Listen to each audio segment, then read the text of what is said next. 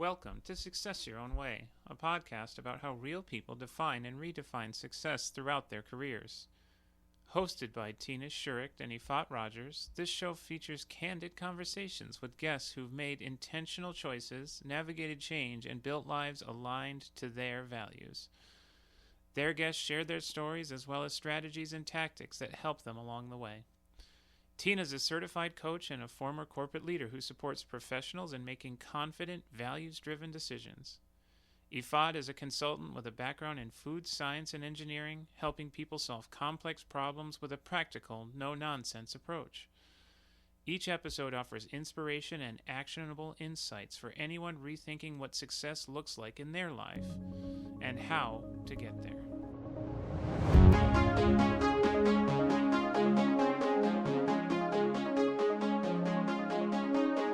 Welcome, everyone, to today's episode of Success Your Own Way. We have Tyler Bletsch with us today. We're very excited to hear his story, and I'll go ahead and let Yifat introduce Tyler. Thanks, Tina. Thanks, Tyler, for joining us today. Tyler is an associate professor of the practice at Duke University, having joined in November 2015 after several years of work in industry with NetApp.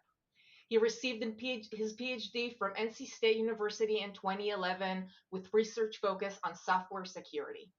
In addition to his work at Duke, he has been mentor to FIRST Robotics team and mentors the Duke Combat Robotics Club. His current professional interests include hardware and software security, robotics, and technology education with an emphasis on project-oriented learning. Welcome, Tyler. That's all true. I'm happy to be here. I'm so excited. Tyler and I have been friends going almost 20 years, so I'm very excited to have him on the show. And Tyler, please tell us your story.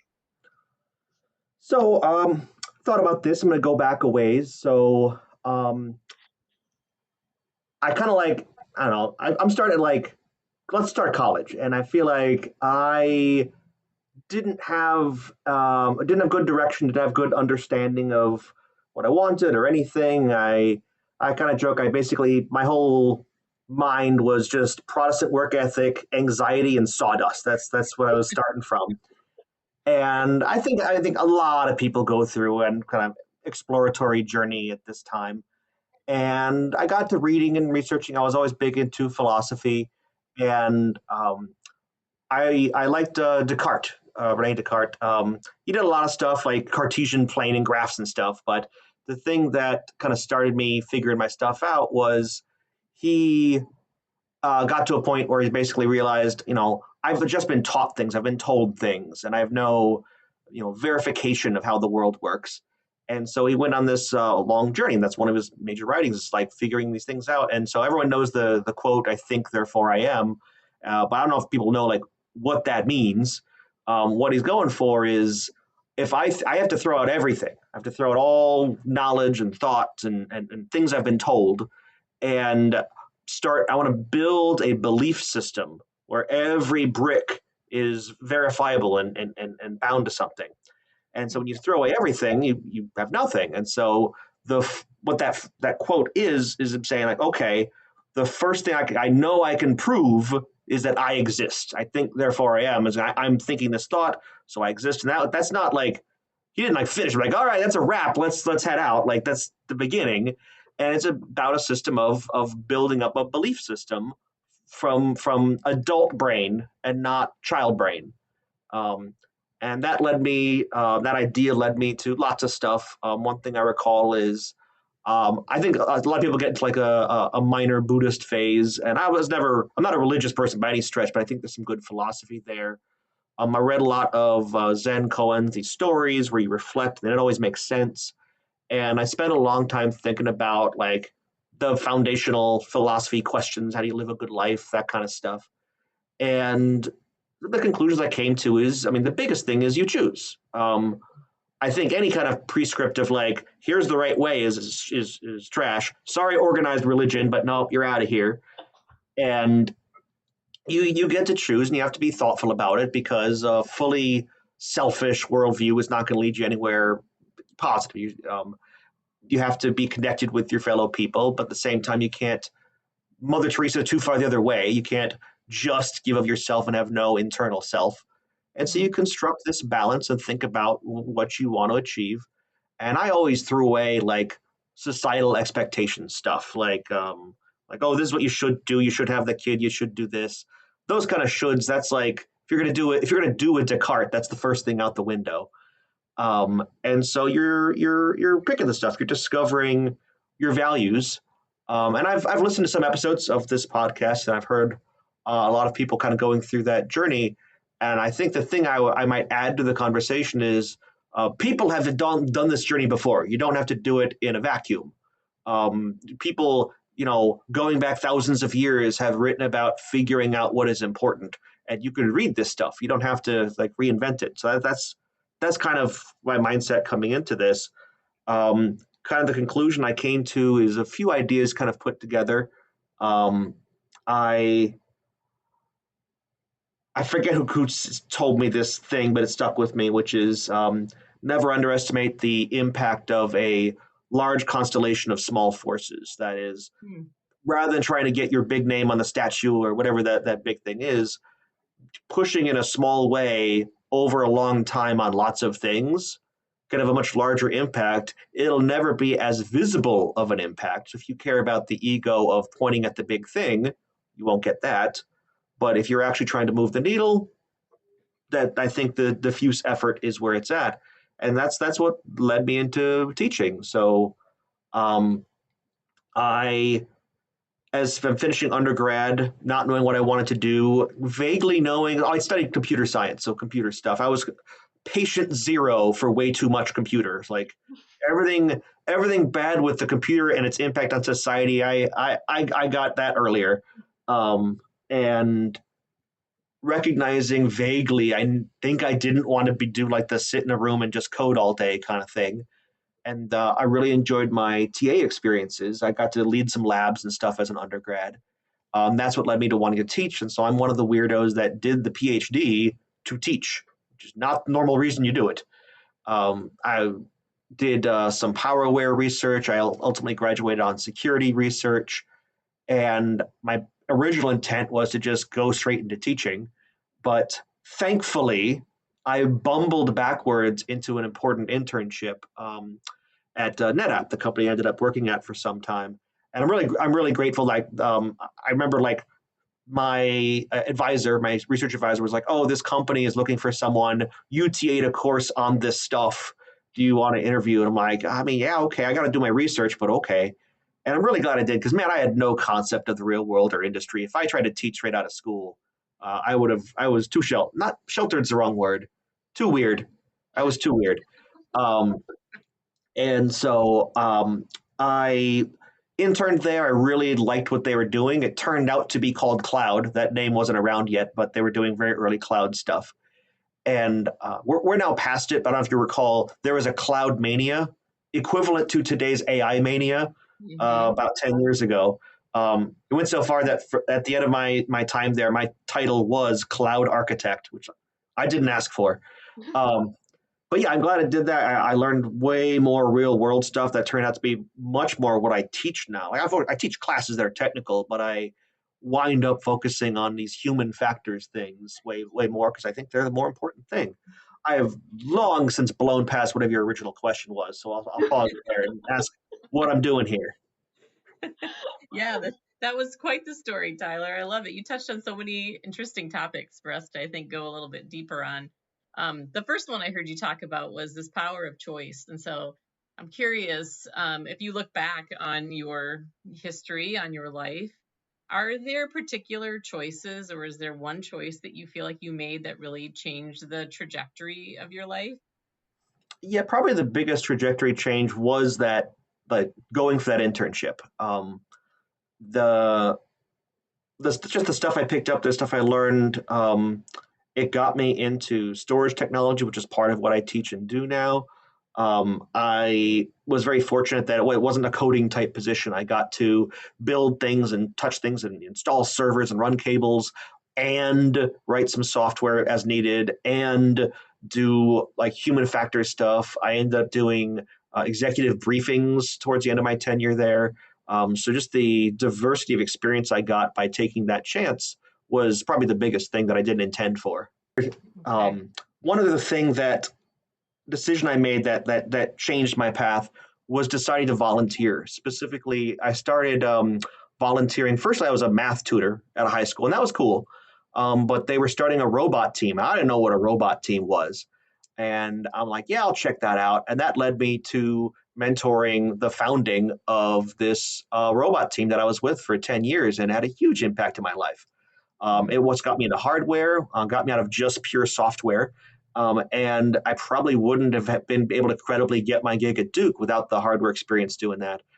So that volunteering grew me tremendously, as well as being very fulfilling. I'm still in touch with a lot of the students I worked with doing that. In fact, behind me here, I can even pitch you up here.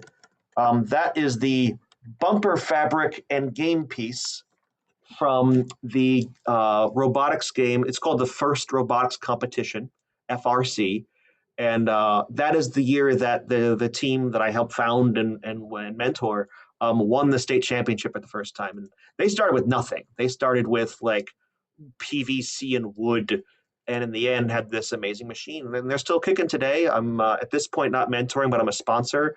Some of the students I mentored run the team now, and that echoing through time is I talked earlier about not necessarily seeing the fruits of your impact, but this is one where I'm watching it. Like that led to that, led to that. I'm kind of on the outside being like, I don't say this, but I can take credit for all of this. I'm doing nothing, but I'm quietly taking credit. I couldn't agree more, and I love that you brought volunteering. You know how I feel about that, and kind of tying, especially people early in their career. I found volunteering early in my career to be a great place to learn and a great place to fail.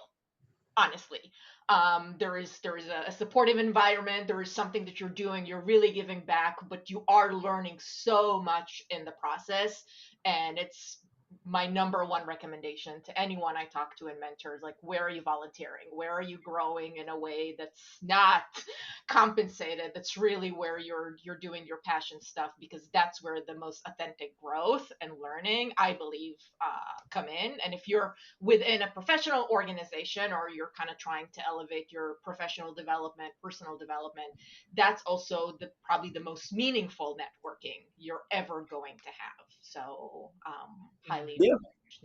volunteering. Yeah, I would, in particular, if you're not sure where you might go, the first robotics competition, there's teams in every town.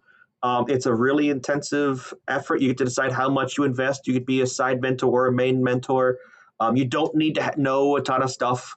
You could learn it as you go because you have an adult brain and they have high school brains, so you'll still be at a tremendous advantage. Don't worry, you won't be behind. So I would say almost no matter what your no really no matter what your background, because you could volunteer with these robot teams purely from a business and marketing perspective. That's a fully fledged aspect on all teams. So there's lots of good stuff out there. I'm not saying it's the only thing out there, but if you're like volunteer, but how, but where? Check your local first robotics team. There'll be an org in your town. I promise you. Yeah, we have them here. My daughter participated. Another thumbs up for me. Shout out on that. I mean, it's just been very eye-opening for her as a fifth grader. Team orientation, and thinking about the business aspects, and thinking about the science, and thinking about all kinds of things. Lots of learning there. So another thumbs up and shout out on the first robotics from my seat as well. Yeah, good. Okay, awesome. Tyler, I always think about your move from NetApp to teaching, which I know teaching was your passion from the beginning. But one of the things that I see, I know I got a PhD for teaching, but once you get a job, what was the trigger to say, hey, now it's the time for me? I've done my industry stint. I started doing it because I wanted to teach. What was that moment or chain of events that led you to now is the time? I think it's one thing I had all along, and then one thing that was more of a trigger. The thing I had all along, which is kind of tying back to some of the dabbling in the Buddhist stuff. If you don't have a concept of enough money, you will never be happy. I mean, if you don't have a concept of enough in general, you'll never be happy. Desire is the root of all suffering, that kind of jam. So things of got to get money to go up, which just did not work on me. Now, I didn't grow up with a lot of money, so certainly having enough money was a very high priority. But past that, I think it's a trap. So yeah, like taking a pay cut to come teach was never an issue. Not even didn't even appear on the radar. The factor that was more concrete was looking around and uh, I'm gonna companies get senile. It's sad to see. You don't want to see it. It's like any. It's like it's tragic what happens to a person or to a corporation. And so the company I was with started. They were like top 5 place to work. Very cool, very innovative, and nothing. It wasn't horrible, but they just started to get dumb. They started to hire the kinds of VPs we used to make fun of other companies having, ex Microsoft goblins that just want to see line go up. And the spirit kind of drains out as they get big. And so that was part of it. The somewhat mean thing, but it is factually accurate, is the last year I was in industry, the only thing I did that had a lasting impact was I fixed the men's room door. Everything else got canceled. And that was my sign, like, yeah, I'm gonna jet. Um, I was very lucky that when I started having these thoughts and looking around, there was the right opening at the right kind of place, and I wound up on a teaching gig here at Duke that I've been very happy with ever since.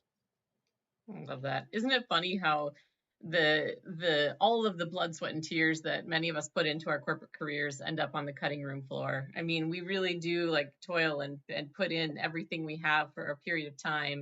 At least that's been my experience and the experience of many of our guests, just to see it completely destroyed once you walk out the door. I mean, it's unfortunate, but sometimes those are the triggers that you need in order to make the change that you really need Yeah, in your life as well. Mhm. it's other people's money. If you invest your ego into a corporation, what are you doing with your brain? Um, the I've since become kind of the cheerleader for quitting places. I have a lot of friends that from all kinds of roles and situations had their job. Basically, don't be the boiled frog. I have a lot Hmm. of friends that were the boiled frog, and that's the old idiom of like you can boil a frog slowly, don't get out. Where like their work situation was good, then it got mediocre, then it got bad. But quitting is scary. There's risk involved. There's work involved. You're putting your ego on the line to try to find something where you've already established a reputation where you are. But everyone I know that I've finally prodded enough to leave is like, why did I take so long? I've heard it like a dozen times. Um, I have friends that were at that same company I was at that left. People in other industries. People that have gone from being an individual contributor in medical practice to going out on their own, and um, no one is regretting leaving the crappy environment. So leave the crappy environment. If it sucks, hit the bricks. There's no reason not to. Do it smart. Do your legwork. Obviously, you're not going to be silly about this. But if you're just like I'm comfortable, it's like so are people that are about to freeze to death. They're also comfortable because you get that warm hypothermia feeling, and it's like no, that's your time to go. It's going to be much easier for me to explain how I had the courage to leave corporate once people listen to this episode and understand that I had Tyler in my corner.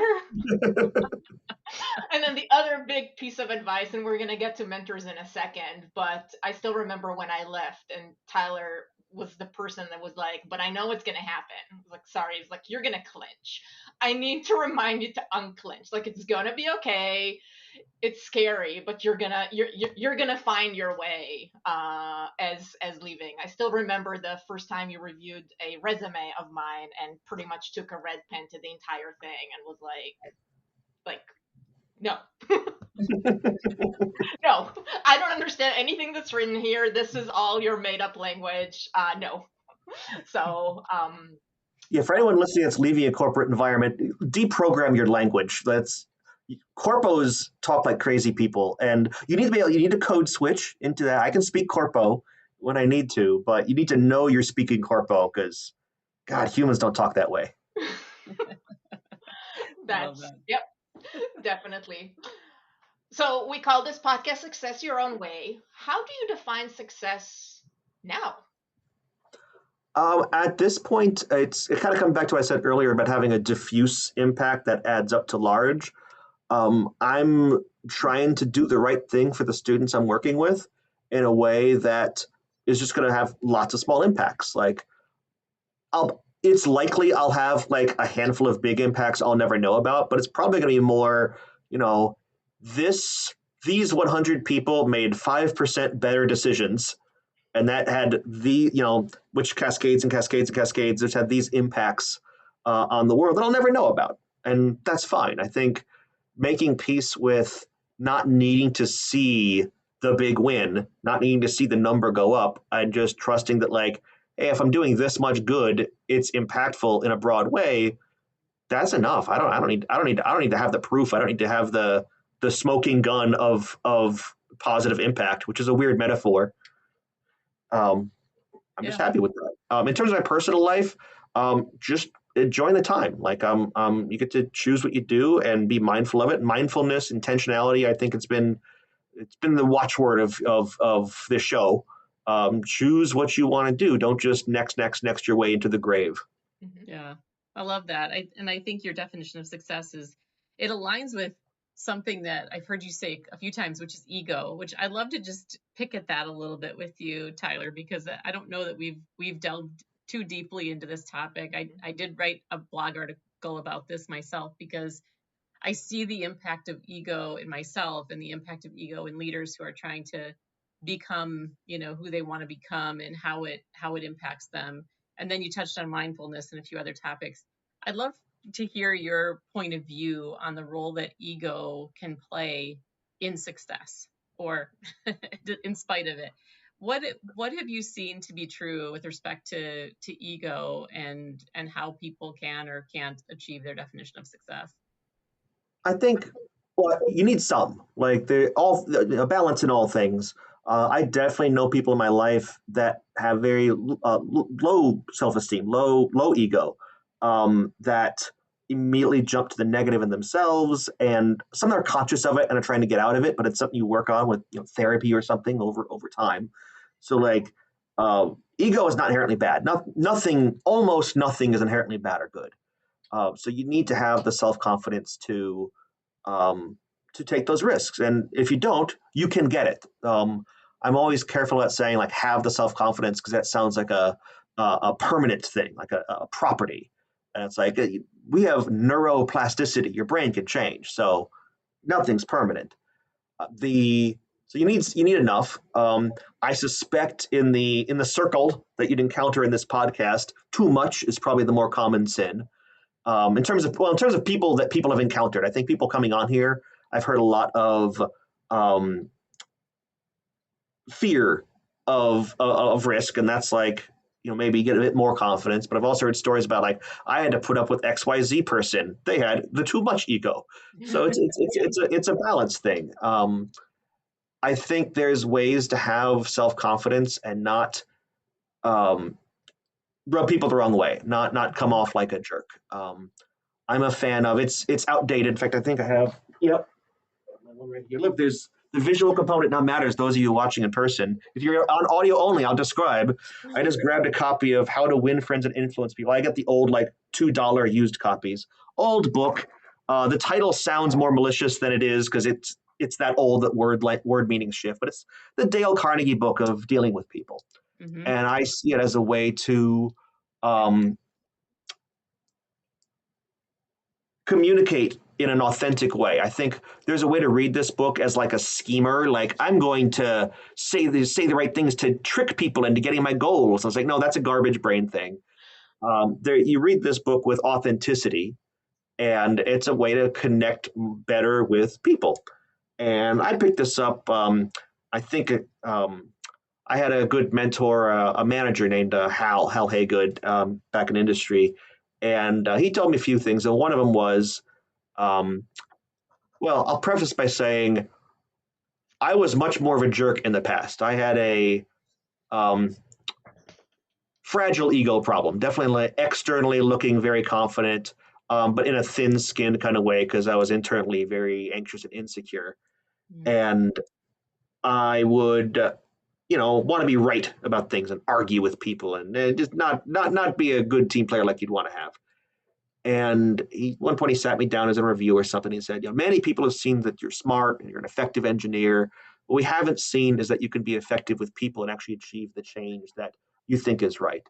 Yeah. And that kind of cast is like, oh no, I'm bad at something. I'm failing. Let me not do that. And I think it might have been him that recommended this book. And I read it and took some stuff to heart. It's an easy read, and it's old enough that there's like anecdotes about recent President Calvin Coolidge. Um, but I found it. You can boil it down to just a few rules, and I always talk about internalizing those authentically. I'm never thinking like time to do a maneuver 4.5 on this person. It's more just like if you practice the stuff, it becomes real. And then I found myself better able to connect and influence and and express myself without arousing resentment. Thank you. Thanks for sharing that. Thanks for sharing more of yourself in that Sure. description. I appreciate it. Yeah. And it's a great segue to our usual question about mentors. So you mentioned Hal. Can you share a little bit more about what mentors, what role they played in your life, and also your role as a mentor? So I would say Hal is like the biggest alive mentor I could think of. I got a lot of guidance from books and from stories and hearing about people that came before. Richard Feynman, a lot of people say Richard Feynman in terms of this kind of thing. He, really had ghostwritten some books about his life. And one I think of is What Do You Care What Other People Think? And oh, that was the subtitle. You can look it up. Use Google. But it's just stories about um, going your own way, deciding for yourself what's important and therefore what you should do, and not being too caught up in what others are doing. One thing people might know about him, in addition to being a physicist, he was around the Manhattan Project, but he was also one of the leads on the Challenger investigation. For those of you that are young, Challenger was the space shuttle that blew up. And there was a long investigation, and he was brought into it in part because people knew that he wouldn't go along with the committee. He was going to go off on his own and do his own thing and shake the trees. And that's part of why he was able to get to the bottom of what happened, the O-rings and so on. There's a famous video of him in Congress, like literally putting one of the O-rings from the space shuttle in a glass of ice water, taking it out, and like it being stiff and brittle. That kind of self-determination, I took that lesson to heart, and I kind of brought that alongside the more Dale Carnegie and other things about connecting with people, because that was never a natural thing for me, to try to come to a happy medium of independence but also interdependence, that is like working in teams and needing things and getting things. I think you need to have both tools to be successful. Yeah. I love that. What a great story, and what a great mentor to have in your life. I'm definitely going to be looking him up. That's fabulous. Thank you for sharing that story. Tyler, what are misconceptions that held you back? I saw this in your so to peel the curtain back. I do see some of the questions ahead of time, and I thought a lot about this, and I can't think of a one misconception, but I think there's one thread that's always run through and still runs through, which is fear. I always had a lot of fear. I still have a lot of fear. I talked earlier about like um, not having that fear. Oh, yeah, just quit your job. It's easy. But no, I have a lot of fear about a lot of things, and that's something that you can, step one, recognize that, and bring rationality to it. Think through it, talk with friends about the fears you have. But it is not unusual to have a lot of fear about a lot of things, and letting it just kind of sit in the background and quietly keep you from stuff. I think avoidance is in our culture become one of the most dominant coping mechanisms. So I don't want to think about that fear. But it just gets fuzzy. It just gets fuzzy. And you just not do things and not think about it. And you need to do things. You need to think about it. Not all the time and not to excess, but you need to dig out those fears, talk through them with people you trust and or therapists you hire, and understand them and make conscious choices, intentional choices about them. Because I think I mentioned earlier, clicking next into the grave. That's a fear-based thing. That's not wanting to make the change, not wanting to acknowledge that you could make a change. That leads to that passivity. And so acknowledging and not conquering fear. You won't win. Learning to live with and honor and even trust and respect that fear while saying sometimes, hey, not so much for you. I think that balance is an important thing. Yeah, totally agree. This conversation around fear comes up all the time with my clients in coaching as well. I know you mentioned therapists and others, and them too, and coaches too. Like the opportunity to just get in touch with what is holding you back. It's one of my favorite questions. What's holding you back from doing what you need to do, from understanding where you need to go, from believing in yourself? And generally, the undertone is fear. So very insightful. Yep.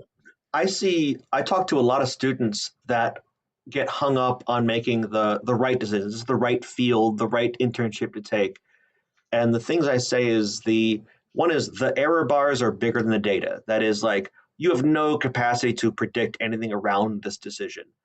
And both paths, whatever the two or three things you're deciding on, they all probably lead to happy lives. Like the worst one is probably just like an oops and a change. But it's easy to get in your head and think that this is like you need to focus and clench and stare at this decision, and it's better to not make the decision because it's too scary. And the way I summarize it is, as long as you're not doing meth in an alley, you're fine. Like none of the choices on your list are gas station meth addiction. It's going to be like, do I work for DuPont or 3M or that kind of thing? And neither of them is a horrible life crippling mistake. They're just like companies, whether it be companies or internships or which city to move to. Look at it, think about it carefully, but don't make yourself crazy. They all lead to happy lives. And I always say that at some point, I mean, there is no data. You don't know what would have happened if you pick door A instead of door B. So at some point, it's a matter of belief. You can sit and mourn the door A that you didn't take, and maybe that would have led you to a better place, or you can choose to believe I chose door B, that's where I'm supposed to be, and kind of like leave door A behind. You're not going to know what would have happened. And at that stage, it's really about belief and what you choose to regret or not. Yeah, but I will say, definitely don't do meth. I want to make that clear to all listeners. It's not a good call. I'll take that into consideration. Make that the episode title. Before we get to our wrap up, we love asking our guests, what are you grateful for? I would say my top two would be education. So growing up, education was always super valued, and so I always put a lot of emphasis into it. And I always tell people like an ounce of effort, before you're 25, will save you 10 tons of life effort. Like getting the good degree, not just degrees. I'm not into like I have a PhD and I went that route, but I know a lot of people that invested in themselves in other ways. So if you're like, I don't know about college or I don't know about advanced degrees, I want to do this other thing I'm passionate about. Get good at that. So there's no requirement of an academic route to success or even an industry route to success. But yeah, I'm grateful for investing a lot early. And then definitely a lot of luck. I mentioned things that I think in today's job market would get me stabbed, like bumbling into a fruitful internship. That's much harder now. Not needing to operate a LinkedIn. I got in and got out before that was a thing, and thank God I hate that thing. But no, I think I've been lucky with timing and with my interests. Like my two potential areas of research when I was doing my PhD, I came down to: am I going to do system stuff eventually involving security and what became cloud, or my other thing that I didn't do that I was holding was like natural language AI. In like 2004, I was thinking that. Wow. I think that also would have come out well. Yeah. They both came out well. But I think a lot of luck and emphasis in education early, I think, have been my two biggest things. Great. Yeah. Tyler would like to end with some tips and advice. I got a lot of tips and advice throughout the episode, but if you can pick one or two that, here's the thing I could do as soon as I'm done listening to this podcast episode. Okay. I would say if you're younger, if this is an early kind of thing, it'd be invest in yourself, but you're probably already doing that. You would not have found this podcast, just loafing. But I would say if you're younger, now is the time for risk. If you want to do the startup or any of the other crazy dream kind of things, it's easier when you're younger. You got more energy, your bones work better, and you probably don't have as many kids. This would be the time for the weirder stuff. You can go to corpo land to suck money later on. And if you are in that later stage, quit your job, get out of there. You probably or more less jokily, really assess if you're at where you want to be at, and if you're not, seriously look at what else it could be, and it'll be messy. It's gonna it's not gonna be the one click and you find the good thing. There's gonna be risk involved and unknowns involved. But if you're not happy, if you are questioning if you are happy, you are not happy. If you're questioning if you are happy, you are not happy. I like that. Yeah, happy people don't go, am I happy? Yes. No, if you're going, am I happy? It's because you're not. And figure out spend a good amount of time thinking about it and find what that root cause is. The boiled frog principle. That is that is awesome. The comfort before the hypothermia. That's going to stick with me, Tyler, I got to say. Tina, do you want to wrap up our episode? I would love to. Tyler, it's been an absolute pleasure having you on today. Thank you so much for bringing your sense of humor and your sense of self and some great tips and advice and experience to our listeners. For those of you who are listening, we'd love a like. We'd love you to share this with your friends, your family, anyone you think would find value in this conversation. And Yifat, thanks as always for being an excellent partner on this Success Your Own Way podcast. Thank you. Thank you, Tyler. Thank you, Tina. Thank you very much. Happy to be here. Thank you for joining us on Success Your Own Way. We hope you found this episode inspiring and took away actionable insights. Please tune in for our next episode. And if you know someone who is rethinking what success looks like in their life, please share this episode with them.